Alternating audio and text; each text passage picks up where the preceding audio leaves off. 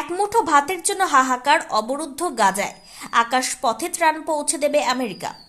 এবার আকাশপথে গাজায় ত্রাণ পাঠানো হবে। শুক্রবার এই কথা ঘোষণা করলেন মার্কিন প্রেসিডেন্ট জো বাইডেন।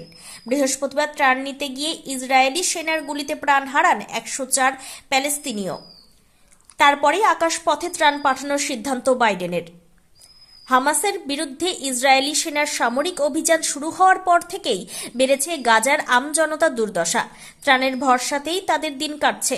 ভারত সহ একাধিক দেশ গাজার জন্য ত্রাণের ব্যবস্থা করেছে, তবে বারবারই অভিযোগ উঠেছে যে পর্যাপ্ত ত্রাণ পাঠানো যাচ্ছে না গাজাতে।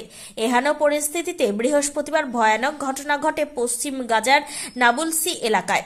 ট্রাক থেকে ত্রাণ নিতে আসা প্যালেস্তিনীয়দের ওপর গুলি চালায় ইসরায়েলি ফৌজ। মৃত্যু হয় 104 জনের। সেই খবর পেয়েই সাংবাদিকদের মুখোমুখি হন মার্কিন প্রেসিডেন্ট। তার কথায় আগামী কয়েকদিনের মধ্যেই আকাশপথে গাজায় ত্রাণ পাঠানো হবে। সেখানকার মানুষের জন্য এখনও অনেক কিছু করা প্রয়োজন এবং মার্কিন যুক্তরাষ্ট্র সেটা অবশ্যই করবে। গাজায় যে পরিমাণ ত্রাণ পৌঁছেছে সেটা মোটেও যথেষ্ট নয়, তবে বন্ধুরাষ্ট্র ইসরায়েলের গুলিবর্ষণ নিয়ে একটি শব্দও খরচ করেননি বাইডেন। হোয়াইট হাউসের তরফে পরে জানানো হয়, গাজায় আপাতত রেডি টু ইট খাবার পৌঁছে দেওয়ার পরিকল্পনা রয়েছে। আকাশপথে ধারাবাহিকভাবে ত্রাণ পাঠানো হবে। আগামী দিনে জলপথে বিশাল পরিমাণ ত্রাণ পাঠানোর পরিকল্পনা চলছে, কিন্তু কবে থেকে আকাশপথে ত্রাণ পাঠানো শুরু হবে সেই নিয়ে কিছু জানা যায়নি।